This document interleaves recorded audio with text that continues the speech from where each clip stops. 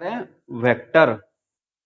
तो देखिए, वेक्टर को समझने से पहले सबसे पहले हम लोग समझेंगे कि what the meaning of scalar quantity. तो ये आप लोग पहले भी जानते होंगे, any physical quantity which only have magnitude. वैसा कोई भी फिजिकल क्वांटिटी जिसका सिर्फ मैग्नीट्यूड हो बट उसमें डायरेक्शन नहीं रहेगा, तो उन सारे क्वांटिटी को हम लोग क्या बोलेंगे? उन सारे क्वांटिटी को हम लोग बोलेंगे स्केलर क्वांटिटी। चलिए वंस अगेन, तो देखिए आज हम लोग का टॉपिक क्या है? वेक्टर। तो स्केलर क्वांटिटी हम लोग क्या बोल रहे हैं? Any physical quantity which only have magnitude but does not have direction. For example आप देखिएगा कि time, speed, point to be noted. मैं स्पीड बोल रहा हूं, not velocity. Correct? Density, mass, length, even current. तो ये सब ऐसा फिजिकल क्वांटिटी है जिसका मैग्नीट्यूड तो आप बता सकते हैं। फॉर एग्जांपल 2 kg आप मास बताए, इसका कोई डायरेक्शन एसोसिएटेड है क्या? इसका डायरेक्शन नहीं ना बोल सकते हैं 2 kg, ऐसा बोलिएगा क्या 2 kg टुवर्ड्स कॉमर्स कॉलेज? नहीं बोल सकते हैं। That's why this quantity are called what? Scalar quantity. Correct? अब देखिए, वेक्टर क्वांटिटी क्या है? Those physical quantity which have magnitude as well as direction. वैसा कोई भी फिजिकल क्वांटिटी जिसके पास मैग्नीट्यूड भी रहेगा और डायरेक्शन भी रहेगा, तो उन सारे फिजिकल क्वांटिटी को हम लोग क्या नाम देंगे? Vector quantity. करेक्ट? तो नेक्स्ट क्वेश्चन है कि सर कुछ एग्जांपल। तो एग्जांपल के तौर पे आप 10th क्लास में शायद सुने भी होंगे थोड़ा बहुत। डिस्प्लेसमेंट, सब पे हम लोग बहुत एलाबोरेट फॉर्म में आएंगे। Displacement, velocity, acceleration, force, momentum and etcetera, और भी मिलेगा। तो इन सारे क्वांटिटी को हम लोग क्या बोलते हैं? Vector quantity. फॉर एग्जांपल आपके पास अगर सपोज कीजिए कि मैं आपसे पूछ रहा हूं कि ए bus is moving with 10 kilometre per our. मैंने क्या बोला? ए bus is moving with 10 kilometre per our. और तब स्टूडेंट आपसे पूछ रहे हैं कि जो मैंने स्टेटमेंट रिलीज किया वो स्टेटमेंट मेरा स्केलर सेंस रखता है या वेक्टर सेंस रखता है? You can reply, no problem. क्यों? ऐसा क्यों? ओके, मतलब bus is moving with 10 kilometre per hour but you don't know कि बस गणेशगुरी की तरफ, जो रोड 43 से गणेशगुरी की तरफ जा रहा है या किधर जा रहा है, you don't know. Correct? Okay, लेकिन अब second statement, a bus is moving with 10 kilometre per hour from zoo road Tiniali to Ganeshguri. Now this state vector. तो अब समझ में आ गया? इसका मतलब एक स्टेटमेंट था बस is moving with 10 kilometre per our, तो उसमें मैंने सिर्फ क्या किया था? मैंने वेलोसिटी का मैग्नीट्यूड बताया था। इसका मतलब वो क्वांटिटी। आंसर देने के बाद ऑडियो को म्यूट कर लीजिएगा, ठीक है?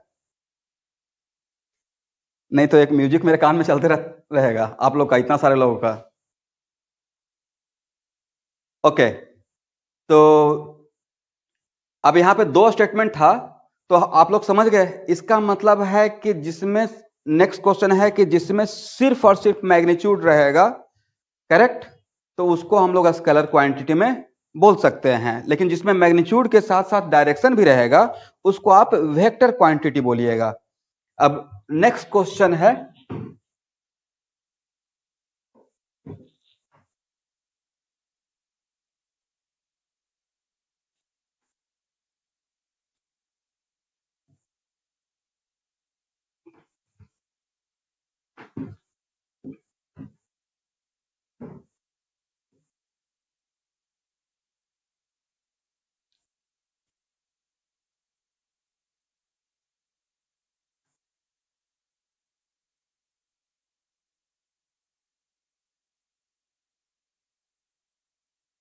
चलिए अब एक यहाँ पे एक टर्म लिख रहे हैं।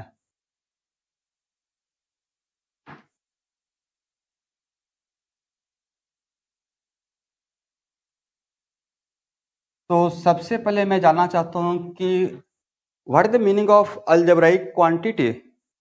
अलजेब्राइक क्वांटिटी का मतलब क्या होता है? तो algebraic quantity came from algebra. कहां से शुरू हुआ? अलजबरा से। तो any quantity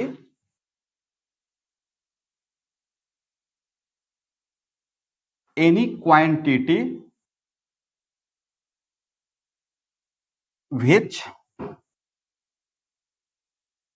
can be positive or negative are called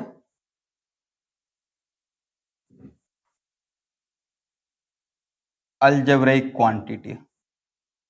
आज के बाद so many times, more than 100 times मैं algebraic quantity बोलते रहूंगा। तो आज के बाद अगर मैं कभी भी किसी क्वांटिटी के लिए बोलता हूं कि this quantity is algebraic quantity, इसका मतलब है कि that quantity can be positive और नेगेटिव डिपेंडिंग अपॉन सिचुएशन।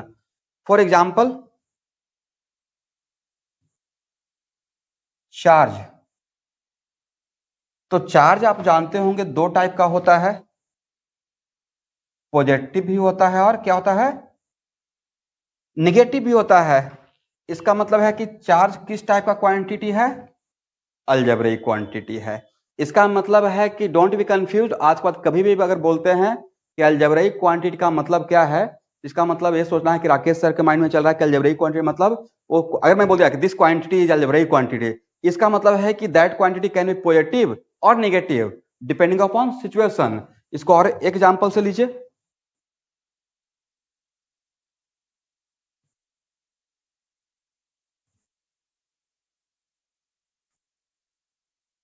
यहां सपोज कीजिए कि मैं वैल्यू ऑफ एक्स लिया, करेक्ट?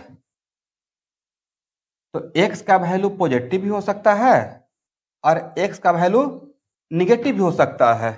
इसका मतलब आप तो जानते होंगे, क्लास 10th में तो आप शायद पढ़े होंगे ना थोड़ा बहुत, X Y Z, something like X axis, Y axis and Z axis. इसका मतलब है कि एक्स का वैल्यू पॉजिटिव और नेगेटिव दोनों हो सकता है। सपोज कीजिए कि मैं आपको बोल दिया कि देखिए मेरा एक्स एक्सिस है, एक्स एक्स डैश और यहाँ पे ओरिजिन है।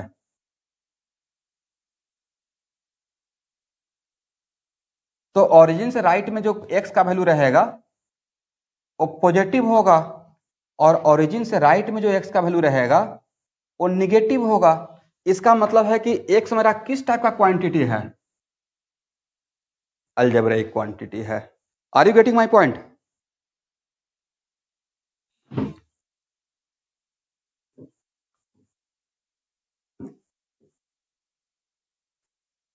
अब एक सबसे इंपॉर्टेंट टर्म जो हम लोग समझेंगे, देखिए आप लोगों में से कुछ लोग थोड़ा बहुत पहले से जानते भी हैं, बट मैं एकदम ये सोच के स्टार्ट कर रहा हूं क्लास कि आप लोग जीरो लेवल पे हैं और starting from very beginning. Okay, अब यहां पे एक टर्म मैं लिखता हूं, मैग्नीट्यूड। तो आप लोग बताइए, जैसे ही मैं मैग्नीट्यूड पूछता हूं तो what the meaning of magnitude? Magnitude का मतलब क्या होता है? जिसको जो समझ में आता है वो बोल सकते हैं। Number, measurement. ओके, देखिए magnitude point to be noted. आज के बाद अगर कभी भी पूरे फिजिक्स में 2 साल तक, करेक्ट, अगर मैं बोला कहीं पे किसी लेक्चर में कि what is the magnitude of this value, तो point to be noted, magnitude जब भी बोलते हैं इसका मतलब है कि पॉजिटिव सेंस होना चाहिए, उसका वैल्यू पॉजिटिव। फॉर एग्जांपल, तो magnitude never be negative,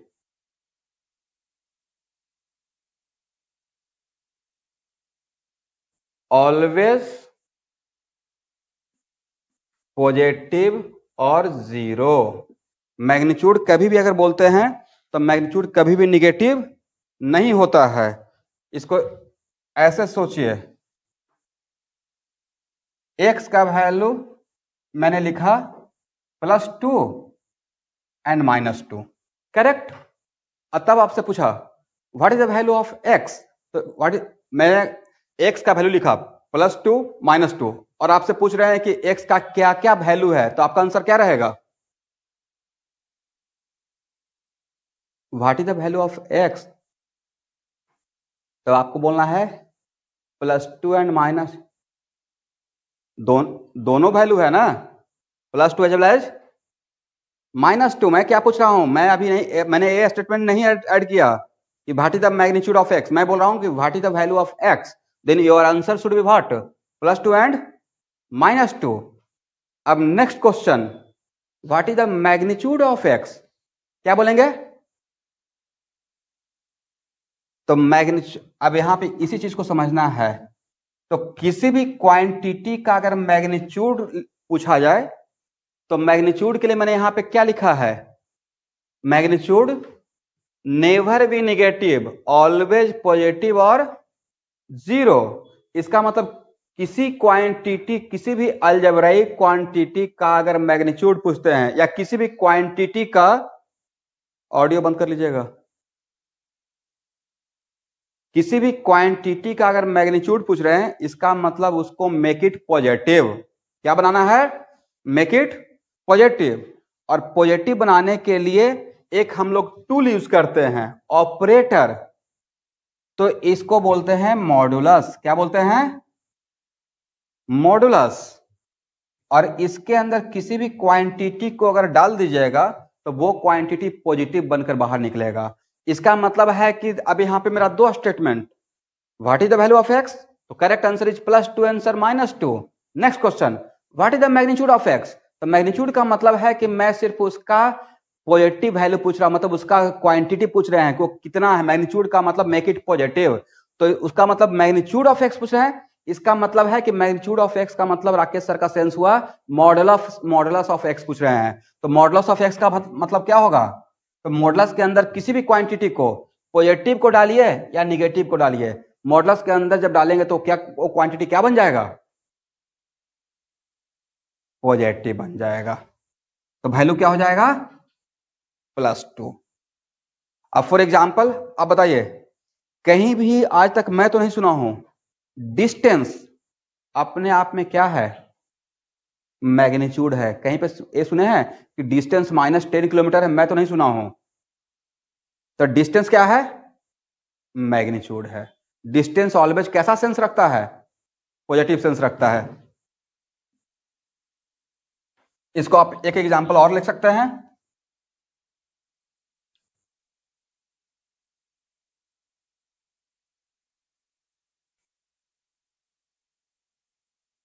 suppose कीजिए कि यहां पे x = 0 है, ओरिजिन है, और यहां पे x = एक पॉइंट है a और एक पॉइंट है b। यहां पे 3 है और यहां पे -5 है और यहां पे है ओरिजिन। अगर आपसे पूछा जाएगा कि a का डिस्टेंस ओरिजिन से क्या है, तो डिस्टेंस पूछ रहे हैं, इसका मतलब क्या पूछ रहे हैं, यस। फिर आपसे क्वेश्चन पूछेंगे b का डिस्टेंस ओरिजिन से क्या है, डिस्टेंस पूछ रहे हैं। मैं ये नहीं पूछ रहा हूं कि b का कोऑर्डिनेट क्या है। अगर ऐसा क्वेश्चन पूछेंगे कि b का कोऑर्डिनेट क्या है, तो आंसर क्या रहेगा, -5। लेकिन मैंने बोला distance of b from origin, तो जैसे ही डिस्टेंस बोल दिए तो डिस्टेंस अपने आप में ऑलवेज पॉजिटिव होता है। इसका मतलब है कि आपको क्या करना था, b के कोऑर्डिनेट का मॉडुलस लेना था। इसका मतलब distance of b from origin का वैल्यू क्या -5 बोलिएगा या 5 बोलेंगे, क्या बोलेंगे, 5। समझ गए? तो आई थिंक अब एक बहुत छोटा सा टर्म था, लेकिन शायद क्लियर हो गया होगा कि मैग्नीट्यूड किसी भी क्वांटिटी का लेना होता है। आज के बाद किसी भी चीज का अगर मैग्नीट्यूड बोलेंगे तो उस क्वांटिटी में आज के बाद मॉडुलस लगाना है। क्या लगाना है, मॉडुलस। ओके।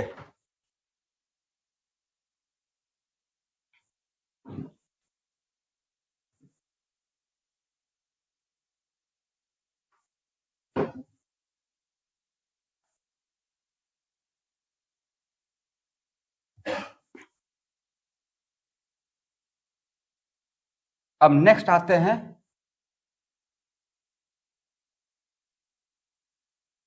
प्लीज ऑडियो को साइलेंट कर लीजिए। Representation of vector.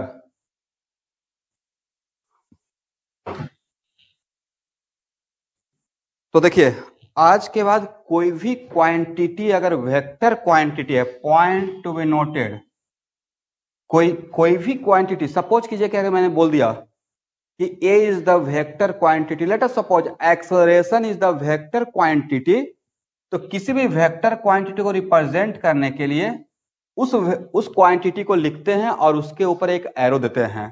तो वो क्या रिप्रेजेंट करता है? किसी भी आज के बाद फिजिक्स में किसी भी क्वांटिटी के ऊपर अगर ऐसे एरो मिलता है, इसका मतलब एक क्वांटिटी क्या है? वेक्टर क्वांटिटी है। और देखिए,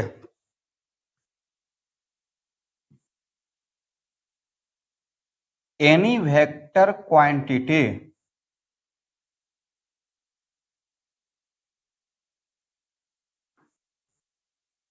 represented by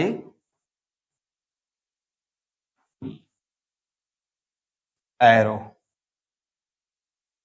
कोई भी वेक्टर क्वांटिटी किससे रिप्रेजेंट किया जाता है? एरो से। सपोज कीजिए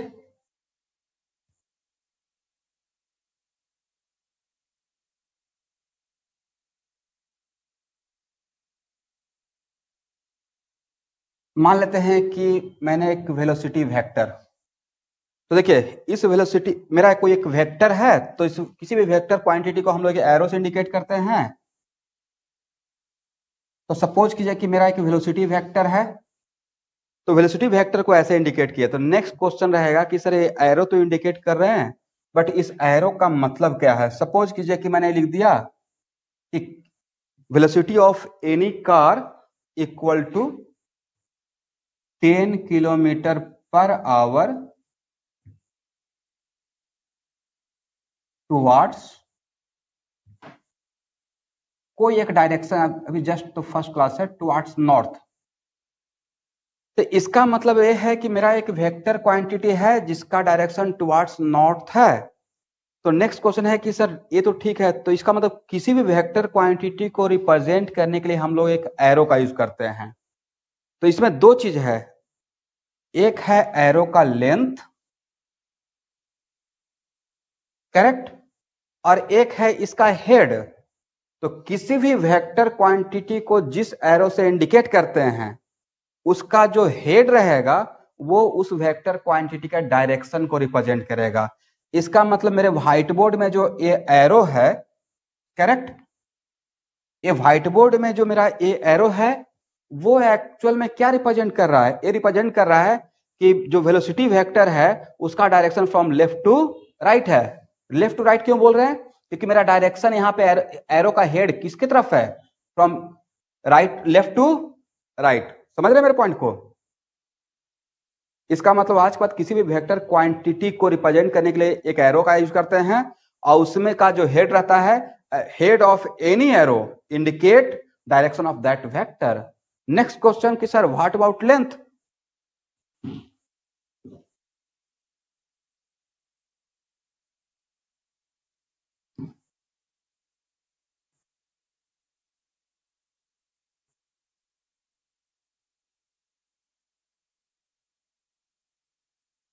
length of arrow,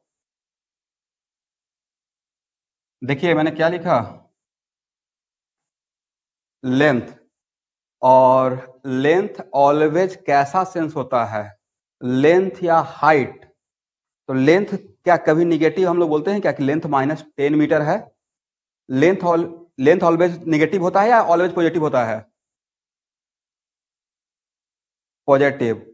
that's why किसी भी वेक्टर क्वांटिटी को रिप्रेजेंट, देखिए डिफिनेशन क्या होता है, किसी चीज का हम लोग क्या करते हैं, डिफिनेशन को बहुत लाइटली लेते हैं, बट किसी भी चीज का जो डिफाइंड फॉर्म होता है, डिफिनेशन होता है, वो बहुत कॉम्पैक्ट होता है, उसमें बहुत कुछ हिडन रहता है। तो एक्चुअल में वेक्टर का डिफिनेशन में ही था एनी क्वांटिटी जिसमें क्या हो, डायरेक्शन भी हो और मैग्नीट्यूड भी हो। तो डायरेक्शन के लिए मैं बता दिया कि कोई भी एरो है उसका हेड क्या रिप्रेजेंट करेगा, उसका हेड रिप्रेजेंट करेगा डायरेक्शन। तो नेक्स्ट क्वेश्चन की सर एरो का हेड तो डायरेक्शन रिप्रेजेंट कर दिया, व्हाट अबाउट मैग्नीट्यूड, तो उसी चीज पे आ रहे हैं। तो किसी भी एरो वेक्टर का एरो का जो लेंथ रहता है, length of arrow represent magnitude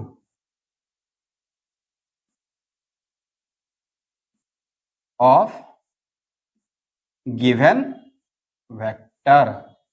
इसको आप ऐसे समझिए, मान लेते हैं कि आपके पास मैं दो वेक्टर यहां पे लिखा, एक वेक्टर v1 है वेलोसिटी वेक्टर, और एक वेक्टर v2 है। अब सिंपल सा एग्जांपल ले लेते हैं।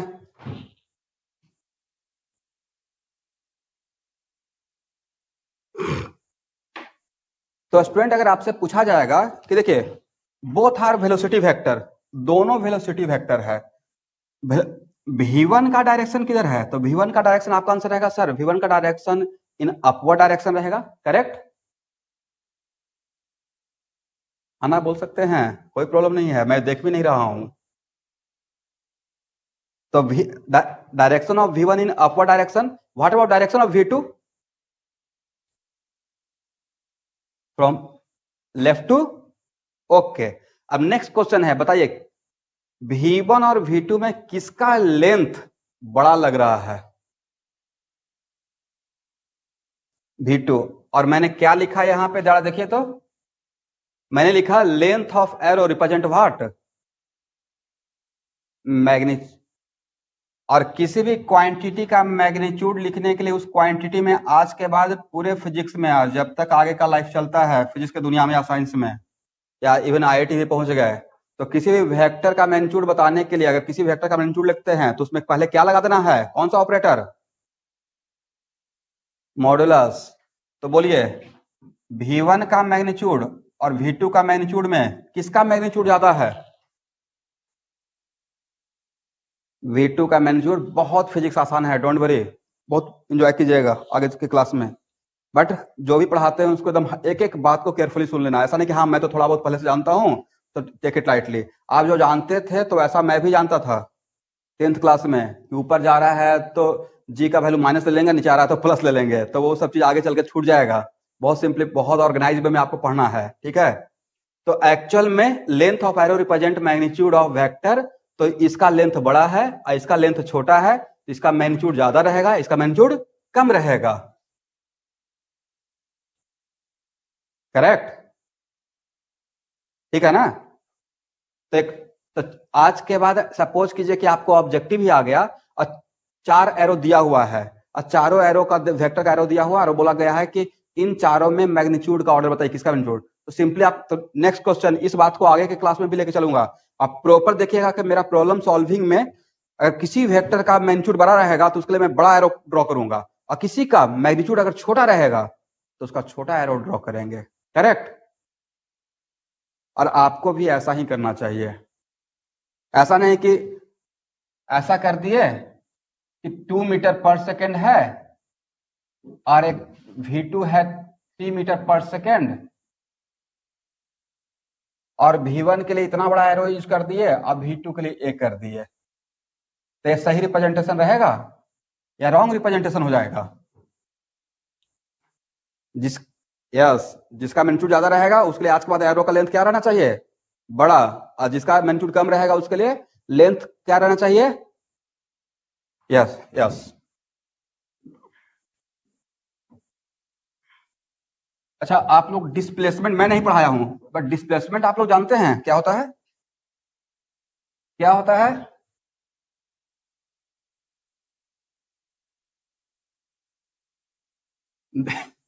Very good. पिछले 10 ईयर से मैं यही सुनते आ रहा हूं और हम लोग भी 10th क्लास में यही सुने पढ़े थे, शॉर्टेस्ट डिस्टेंस। आगे चल के इसको थोड़ा और आगे लेके चलेंगे, ठीक है, अभी के लिए अब बिल्कुल करेक्ट हैं। चलिए यहां देखिए, डिस्प्लेसमेंट को डी से इंडिकेट करते हैं, ठीक है। तो मैं डिस्प्लेसमेंट का मैग्नीट्यूड लिखा 10 मीटर और एक और डिस्प्लेसमेंट का मैग्नीट्यूड लिखा 20 मीटर, करेक्ट। तो नेक्स्ट क्वेश्चन है कि बहुत सारा स्टूडेंट का माइंड में आएगा कि जैसे ही D1 का मैग्नीट्यूड मैं 10 मीटर लिखा तो खोजना शुरू करेंगे कि तब तो मुझे 10 मीटर का एरो खींचना है। 10 मीटर का आपका नोटबुक है क्या? आपका जो नोटबुक है 10 मीटर का है? नहीं है। तो इसका मतलब है कि सर तो नेक्स्ट तो बहुत भारी प्रॉब्लम हो गया, समस्या हो गया कि अब 10 मीटर का नोटबुक कहां से मार्केट में मिलेगा। तो एक्चुअल में अब ये मैं बोलना चाह रहा हूं कि D1 का मैग्नीट्यूड अगर 10 मीटर है तो इसके लिए अगर ऐसा एरो ड्रॉ किए और D2 का मैग्नीट्यूड अगर 20 मीटर है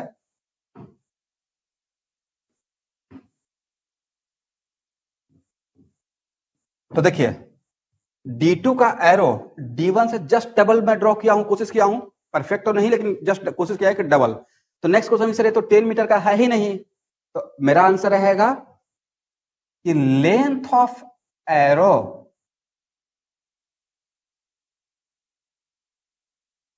directly proportional to magnitude of vector. इसका मतलब है कि किसी भी वेक्टर का मैग्नीट्यूड के लिए मैंने ये नहीं बोला कि उतना ही बड़ा एरो आपको ड्रॉ करना है, बस रिप्रेजेंटेशन में मैं डायरेक्टली प्रोपोर्शनल लिखा हूं, इक्वल नहीं लिखा हूं। क्या लिखा हूं?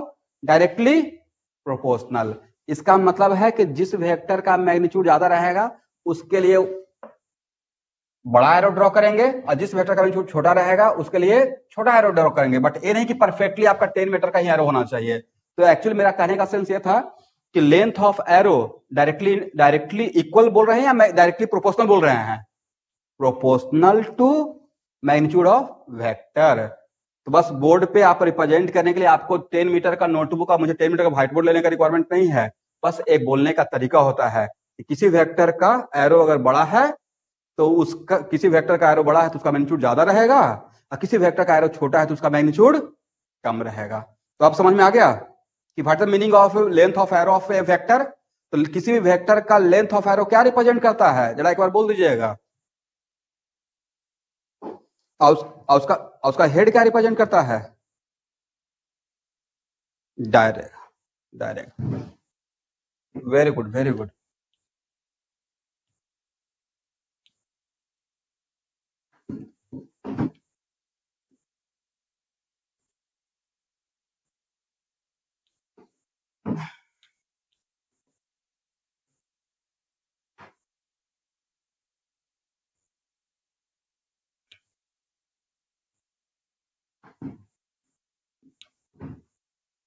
अब अच्छा मुझे ये बोलिए, 4 मैंगो, अभी मैंगो का सीजन भी आ गया, 4 mango plus 3 apple equal to what?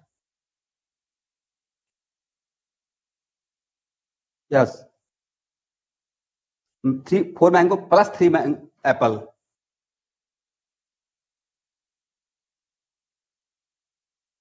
नहीं, आंसर इसका आता था जब ऑफलाइन क्लास लेते रहते थे तो आता था sir 7 fruits. Students are so smart, 7 fruits. तो चूंकि वो लोग फ्रूट सलाद बना के खाते हैं तो डे टू डे लाइफ में उसको मिक्स कर सकते हैं। बट 4 मैंगो प्लस 3 एप्पल, इसको आप नहीं ना जोड़ पा रहे हैं क्योंकि आपको लग रहा है सर मैंगो तो मैंगो के साथ ही जुड़ेगा और एप्पल तो एप्पल के साथ ही जुड़ेगा, करेक्ट?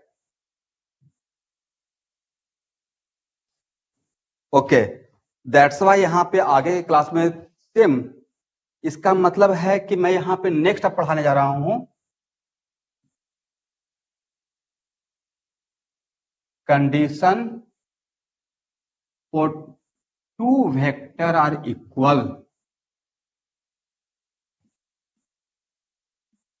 इसका मतलब है कि किसी भी कोई भी दो वेक्टर इक्वल है। मैं बोल दिया कि देखिए कोई भी 2 वेक्टर, मैं बोल दिया कि A1 इक्वल टू A2, और आपसे पूछा कि किसी भी दो वेक्टर को अगर कोई भी 2 वेक्टर अगर इक्वल वेक्टर है तो what the condition for 2 vectors are equal. दो वेक्टर का इक्वल होने का कंडीशन क्या हो सकता है? डायरेक्शन और, तो कुछ स्टूडेंट का मुझे आंसर आ रहा है कि वो बोल रहे हैं कि सर डायरेक्शन भी सेम हो और मैग्नीट्यूड भी सेम हो। तो मैं आपके सामने एक चीज ऐसे रख रहा हूं, V1 equal to 2 metre per second from zero Tiniali to Ganeshguri, और A1 equal to again 2 metre per second square zero Tiniali to Ganeshguri. तो देखिए दोनों का डायरेक्शन भी सेम कर दिए, आपने जैसा बोला वैसा कर दिया, अब मैग्नीट्यूड भी सेम कर दिया। अब बताइए दोनों सेम है?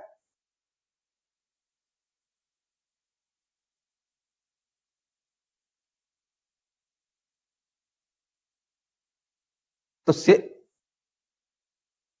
नहीं डायरेक्शन नहीं, आपने जो बोला वो बिल्कुल जिनका भी एक आंसर था कि सर दो वेक्टर का इक्वल होने का क्या कंडीशन है कि मैग्नीट्यूड भी सेम हो डायरेक्शन भी सेम हो, तो मैं आपको रॉन्ग नहीं कर रहा हूं, यू आर 80% करेक्ट। बट उसमें मैं एक चीज ऐड करूं, डाइम यस, इसका मतलब है कि आज के बाद मैं कंप्लीट यहां पर डिफरेंशियल लिखूंगा। आज के बाद any two vectors are equal vector only when first condition is both are same physical quantity. पहला क्या होना चाहिए? Same physical quantity. तो यहां पे वेलोसिटी था, यहां पे एक्सेलरेशन था, तो वेलोसिटी को एक्सेलरेशन के साथ इक्वल कैसे करेंगे? नहीं ना कर सकते हैं, नहीं कर सकते हैं, करेक्ट। तो आज के बाद पहला पॉइंट क्या लिखना चाहिए? तो मैंने कंडीशन क्या लिखा?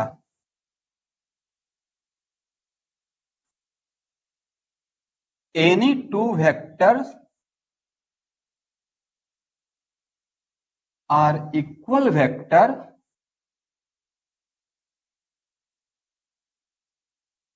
when both have same magnitude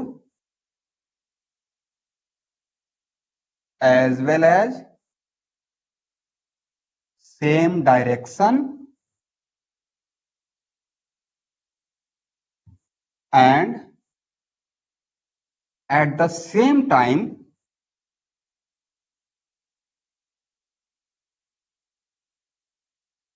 both are same physical quantity।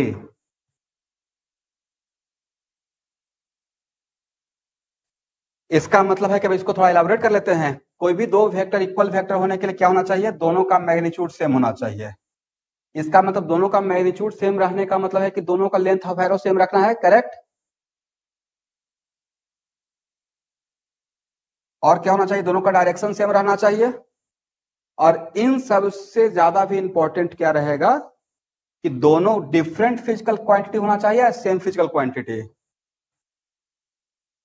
Same physical quantity, ठीक है। तो ये आपके लिए बहुत इंपॉर्टेंट है। इसका मतलब है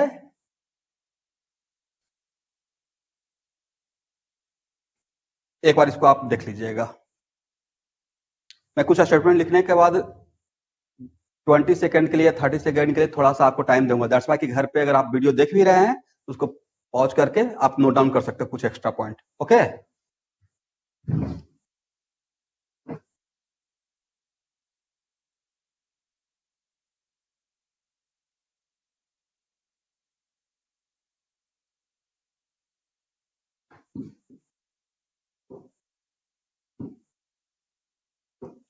अब इसको और एक एग्जांपल से देखिए। मान लेते हैं कि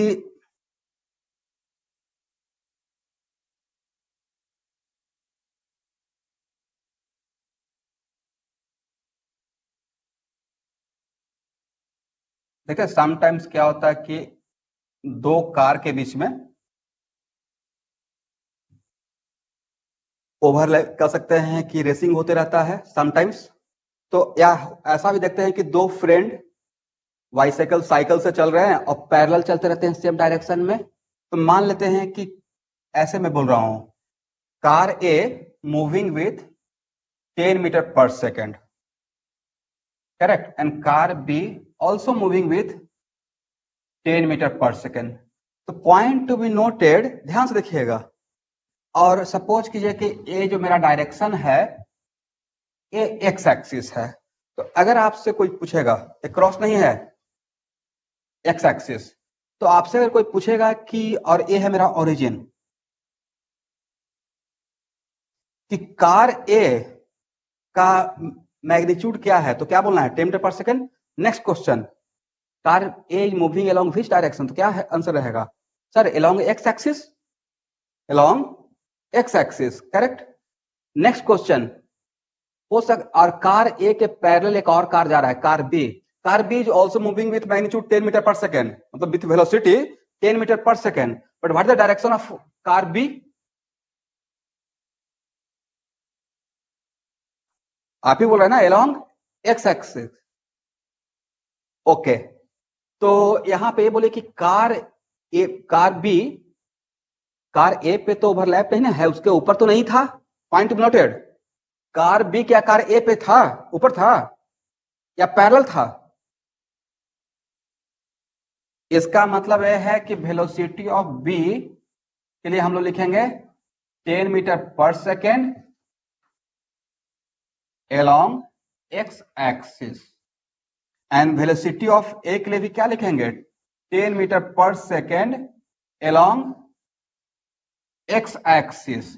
बट इसका जो वेलोसिटी एरो है ए है, और इसका एरो क्या है, ए है, तो यह है वेलोसिटी ऑफ बी और यह है वेलोसिटी ऑफ ए। तो नेक्स्ट क्वेश्चन, ए वेक्टर और ए वेक्टर डिफरेंट वेक्टर या सेम वेक्टर,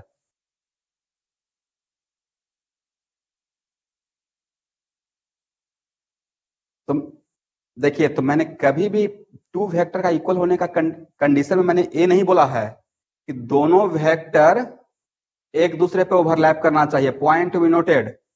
मैंने क्या बोला है कि two vectors are equal vector only when what, magnitude same हो, डायरेक्शन सेम हो, और क्या हो, सेम फिजिकल क्वांटिटी हो। मैंने ये नहीं बोला कि दोनों वेक्टर एक दूसरे पर ओवरलैप कर जाए, कोलिनियर हो जाए, एक ही लाइन के अलॉन्ग हो जाए। That's why it is not compulsory कि वेक्टर ए और वेक्टर बी दोनों आके चिपक जाए। इसका मतलब इसमें जो वेक्टर, दो वेक्टर का इक्वल होने का क्राइटेरिया है, वो सारा क्राइटेरिया मेरा सेटिस्फाई कर दिया। दोनों सेम फिजिकल क्वांटिटी, दोनों वेलोसिटी वेक्टर है, दोनों का length of arrow magnitude same है, दोनों का डायरेक्शन भी सेम है। इसका मतलब है कि जो मेरा डेफिनेशन था condition, what the criteria condition of two vectors are equal, तो यही था ना, मैग्नीट्यूड सेम हो, डायरेक्शन सेम हो और सेम फिजिकल क्वांटिटी। इसका मतलब ए और बी का वेलोसिटी डिफरेंट होगा या सेम होगा, सेम होगा। अब वेलोसिटी क्या है, वेक्टर क्वांटिटी ना, वेलोसिटी वेक्टर क्वांटिटी है। तो अब समझ में आ गया। इसलिए सम टाइम्स ऐसा भी हो सकता है कि दो वेक्टर ऐसे अलग अलग दिखाया रहेगा, और उस टाइम पे अगर मैं कभी पूछ दिया कि देखिए दोनों सेम है या डिफरेंट है, तो वहां पे डोंट बी कंफ्यूज कि अच्छा सर इसके बीच में तो एक गैप है। ऐसे सोचे कि ट्रेन का दो पटरी आपस में पैरेलल ही है ना, बट दोनों के बीच में सेपरेशन है, बट फिर भी उसका डायरेक्शन क्या हो रहा है, सेम हो रहा है। दैट्स वाई बार बार मैं इस बात को एम्फेसाइज कर रहा हूं कि डिफिनेशन को पकड़ के रखिए, और टू वेक्टर का इक्वल होने का कंडीशन में 3 पॉइंट को रिमेंबर रखिए, करिए। पहला, डायरेक्शन सेम होना चाहिए, दूसरा मैग्नीट्यूड सेम होना चाहिए, और तीसरा क्या, सेम फिजिकल क्वांटिटी होना चाहिए। ओके, तो देखिए, इतना इतना एफर्ट लगाकर इस बात को समझाने का मेन वजह था कि मैं आपको एक फिजिक्स में फर्स्ट कॉन्सेप्ट, एक्चुअली यहां तक थोड़ा बहुत आप जानते भी थे, एक पढ़ाने वाला था जिसका नाम है शिफ्टिंग कॉन्सेप्ट ऑफ वेक्टर। कौन सा कॉन्सेप्ट,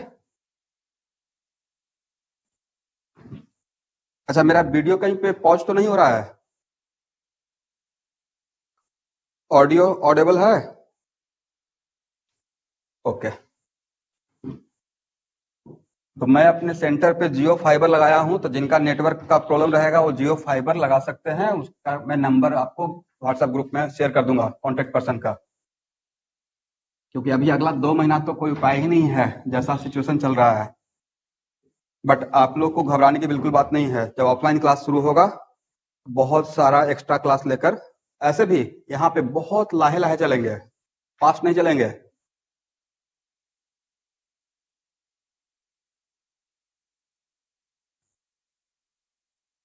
चलिए,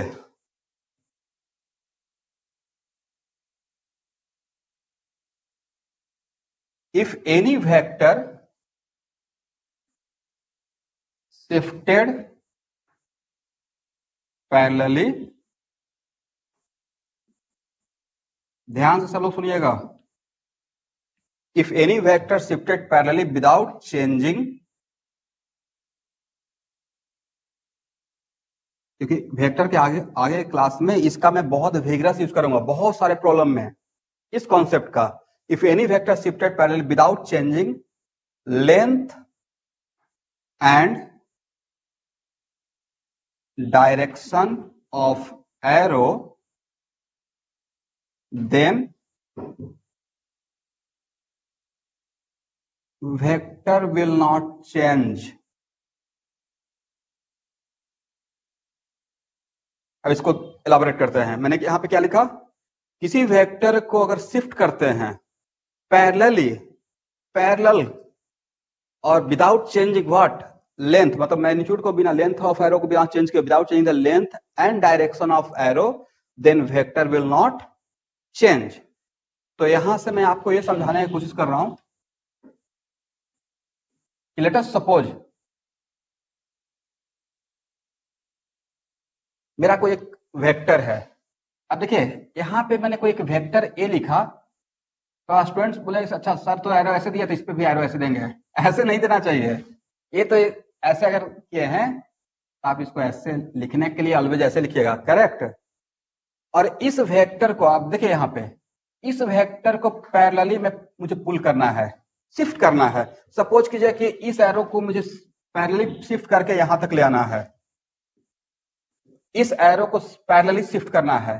तो मैंने क्या बोला, if any vector shifted parallelly without changing the direction and length of arrow, ऐसा नहीं कि इसका डायरेक्शन इधर है तो इसको ऐसे कर दीजिए, बस पैरेलली इस लाइन को ऐसे पुल कीजिए। और पुल करते हैं और इसके हेड और इसका हेड को मतलब डायरेक्शन को सेम रखते हैं और इसके लेंथ और इसके लेंथ को सेम रखते हैं। और तब मैं बोल दिया कि देखिए इसी वेक्टर को शिफ्ट करके मैंने यहां पे ले आया है, और इसका नाम अगर ए है और इसका सपोज के नाम ए डैश कर दिए, बट इसी को पुल करके यहां तक लाया और इसका एक नया नाम दे दिए ए डैश। और तब पूछेंगे A and A dash are different vector या सेम वेक्टर, जबकि मैं इसी को पुल किया हूं। तो ए और ए डैश डिफरेंट वेक्टर रहेगा सेम वेक्टर रहेगा? सेम क्यों सेम रहेगा?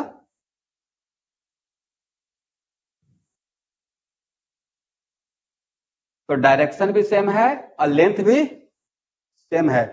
और यही दोनों क्या था, डिफरेंट था या सेम फिजिकल क्वांटिटी था? Same. This concept is called what? Shifting concept.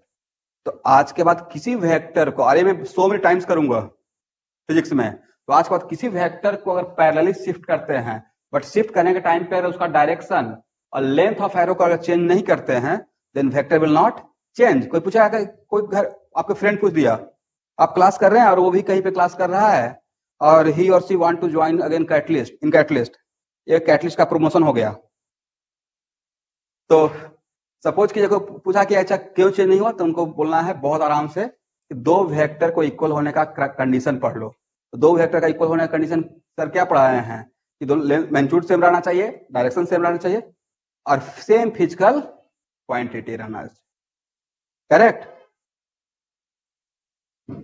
किसी को डाउट है तो पूछ सकते हैं, बहुत इंपॉर्टेंट है, आगे क्लास में बहुत बार इसका विग्रस यूज करेंगे। बहुत छोटा सा कॉन्सेप्ट है बट बहुत इंपॉर्टेंट है आगे के क्लास के लिए, ठीक है ना। If any vector is shifted parallelly without changing length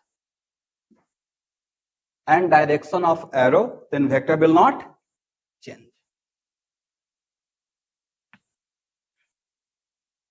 देखिए अभी एक क्लास में तो बस समझिए कि सामने बेंच है उसी को पढ़ा रहे हैं, ये सपोज करके कि आप लोग बैठे हुए हो।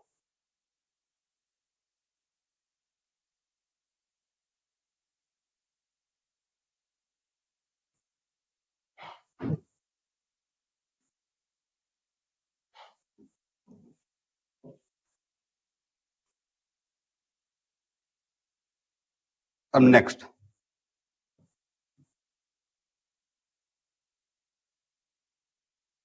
एंगल बिटवीन टू वेक्टर मतलब किसी भी दो वेक्टर के बीच में एंगल कैसे निकालेंगे। तो पॉइंट टू बी नोटेड, पहला पॉइंट तो आपको ये जानना चाहिए कि किसी भी दो वेक्टर के बीच में एंगल निकालने के लिए इट इज नॉट कंपल्सरी कि दोनों सेम वेक्टर होना चाहिए। करेक्ट। मतलब यहाँ पे सिंपल सा ये है कि किसी भी दो वेक्टर में मुझे एंगल निकालना है, तो both vector can be same और डिफरेंट, डजंट मैटर। हम लोग दो सेम वेक्टर के बीच में भी एंगल निकाल सकते हैं और टू डिफरेंट वेक्टर के बीच में भी एंगल निकाल सकते हैं अकॉर्डिंग टू माय रिक्वायरमेंट, जो आगे हम लोग देखेंगे। तो इट इज नॉट कंपल्सरी कि वो दोनों वेक्टर सेम वेक्टर हो या डिफरेंट वेक्टर। समझ में आ रहा है मैं क्या बोल रहा हूँ? मतलब मैं हम लोग अब पढ़ने जा रहे हैं angle between any two vector, दो वेक्टर के बीच angle.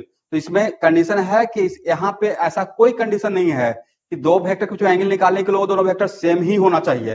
It is not compulsory, both vector can be same और डिफरेंट, डजंट मैटर। अब नेक्स्ट क्वेश्चन है,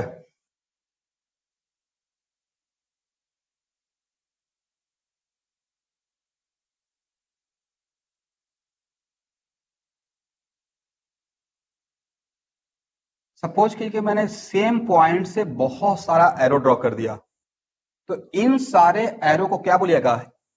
all these arrow are converging या diverging from this point.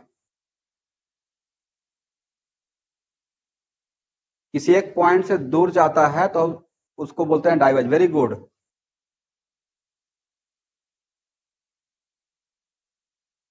Diverging from same point.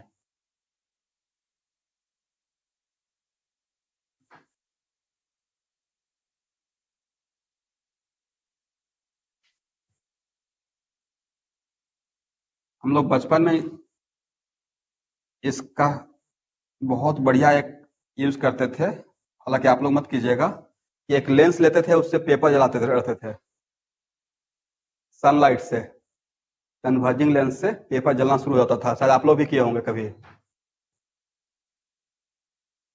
चलिए, तो इसको क्या बोलिएगा? डाइवर्जिंग या कन्वर्जिंग? कन्वर्जिंग। ओके। अब एक एग्जांपल लेते हैं।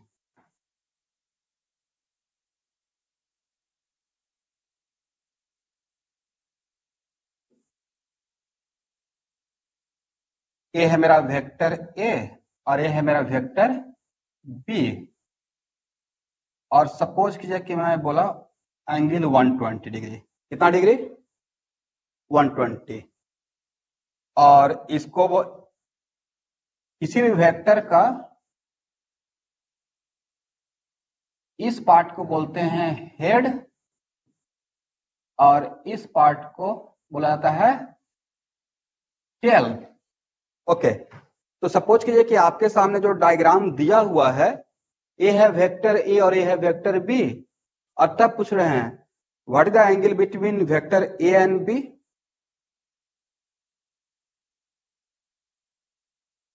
One twenty.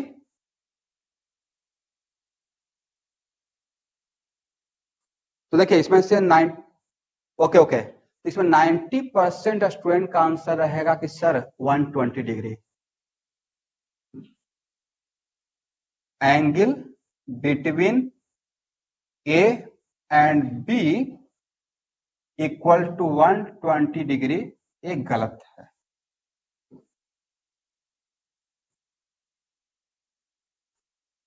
नेक्स्ट क्वेश्चन था, देखिए बहुत सिंपल सा बात था, क्योंकि फिजिक्स में यहां से ही शुरू करेंगे। फिजिक्स का आगे पढ़ रहे हैं, दो वेक्टर के बीच में एंगल ही निकालने नहीं आ रहा है, तो सारा कहानी तो वहां पे ही खत्म हो जाएगा।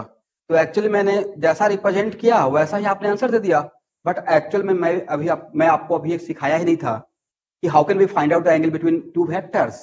और आपसे मिस्टेक करवाने के लिए जैसा मैं चाह रहा था वैसा ही मिस्टेक करवा दिया कि वेक्टर ए और वेक्टर बी रिप्रेजेंट किए और यहाँ पे एंगल 120 दिखा है, तो आप भी एंगल 120 बोल दिए। करेक्ट? तो yes, correct answer is 60 degree. Why?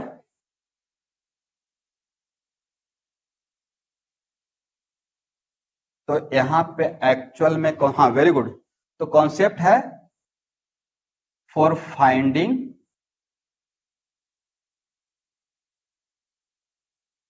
Angle between any two vector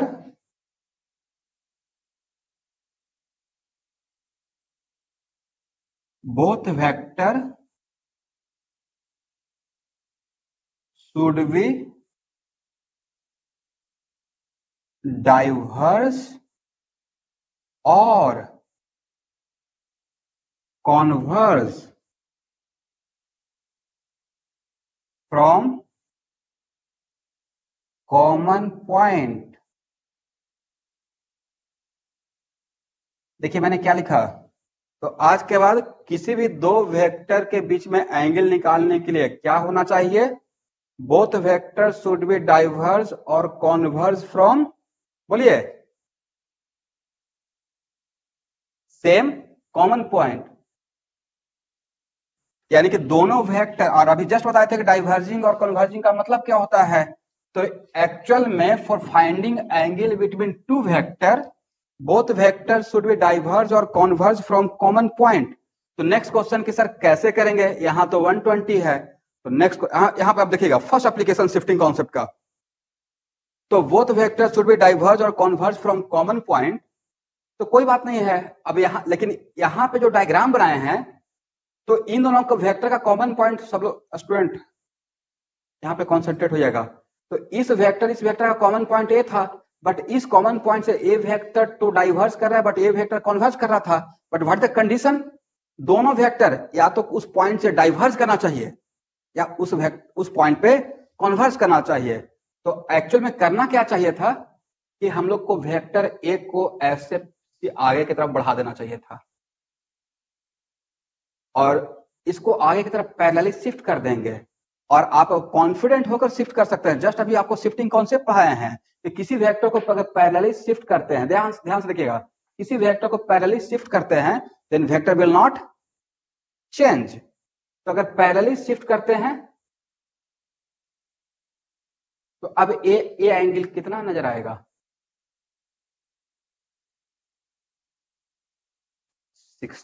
60 degree, correct.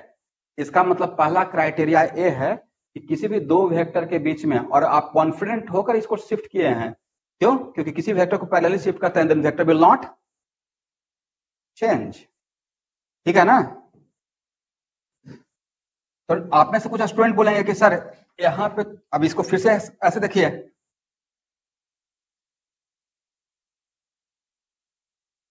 ए था मेरा वेक्टर ए था मेरा वेक्टर बी, और ए एंगल था 120, तो आप में से कुछ ने क्या किया कि ए को आगे शिफ्ट कर दिया। अब कुछ बोले नहीं सर हम तो बी को भी तो शिफ्ट कर सकते थे, बिल्कुल कर सकते थे पीछे की तरफ, तो आप ऐसे भी कर सकते हैं। तो अब यहां देखिएगा, अगर ए एंगल देखते हैं तो कितना एंगल है, 60। तो अगर इस एरो और इस एरो को देखते हैं तो डाइवर्स कर रहा है, इस एरो को देखते हैं तो यहाँ पे कॉन्वर्ज कर रहा है, इस एरो और इस एरो और इस एरो को देखते हैं तो क्या हो रहा है, कॉन्वर्ज। तो पहले से ही जानते हैं ना आप लोग कि आमने सामने का एंगल सेम होता है, तो ए एंगल और ए एंगल डिफरेंट एंगल रहेगा या सेम एंगल रहेगा, सेम एंगल रहेगा, करेक्ट, पहला चीज। नेक्स्ट, अब सपोज कीजिए कि मैंने एक वेक्टर ऐसे लिया,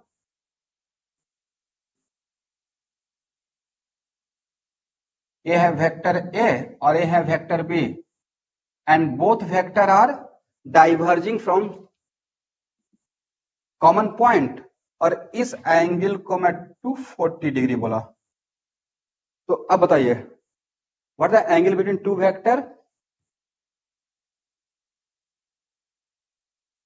ये भी तो एंगल है,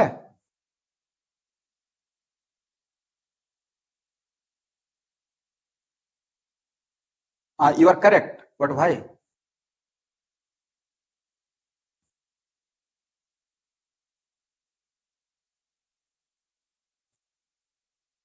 तो देखिए करेक्ट, तो एक्चुअल में यहाँ पे नेक्स्ट, अब इसमें कंक्लूजन ये है, कंक्लूजन इज दैट, नहीं तो यहां भी तो देखिए ये डाइवर्ज कर रहा है, तो कॉमन पॉइंट से डाइवर्ज कर रहा है, तो एक एंगल ए भी हो सकता है, एक एंगल ए भी हो सकता है, इसका वैल्यू 120 है, इसका वैल्यू 240 है, दो लाइन है, ऐसे कोई टू लाइन है, तो इस दो लाइन के बीच में दो एंगल बनता है ना, एक ए भी होता है एक ए भी होता है, करेक्ट। बट दो लाइन के बीच में कौन सा एंगल को हम लोग पकड़ते हैं, कौन सा एंगल को लेते हैं, यस एक्चुअली मैं एक यस यस मैं यही क्लियर करना चाह रहा था आज के बाद। तो पूरा डिफिनेशन को कॉन्क्रीट ये है कंक्लूजन कि for finding the angle between two vector should be diverge और converge from common point and a smaller angle should be taken. Bigger angle या smaller angle? A smaller angle. तो इस angle को नहीं लेंगे, कौन सा एंगल रहेगा? 120। तो कंक्लूजन क्या हुआ आज के बाद? For finding the angle between, बहुत ध्यान से बोल रहा हूं, सुन लीजिएगा। For finding the angle between two vector, correct, both vector should be diverge और converge from common point and a smaller angle should be taken. कौन सा एंगल? A smaller. तो देखिए नेक्स्ट क्लास में, तो कल का क्लास में स्टूडेंट मैं यहां से ही शुरू करूंगा। इसमें भी बहुत कुछ अभी मुझे बताना है, यहां भी कल के क्लास में बहुत कुछ मैं क्लियर करूंगा। आज मैं सिर्फ यहां तक ही पढ़ाया हूं। इसका मतलब कल का क्लास कहां शुरू करेंगे? कल का क्लास में एंगल बिटवीन टू वेक्टर यहां से ही स्टार्ट करूंगा। इसमें कम से कम तो 5 या 10 मिनट्स मुझे और भी बहुत कुछ समझाना है। तो आज का फिजिक्स का क्लास इतना ही। समझ में आ गया?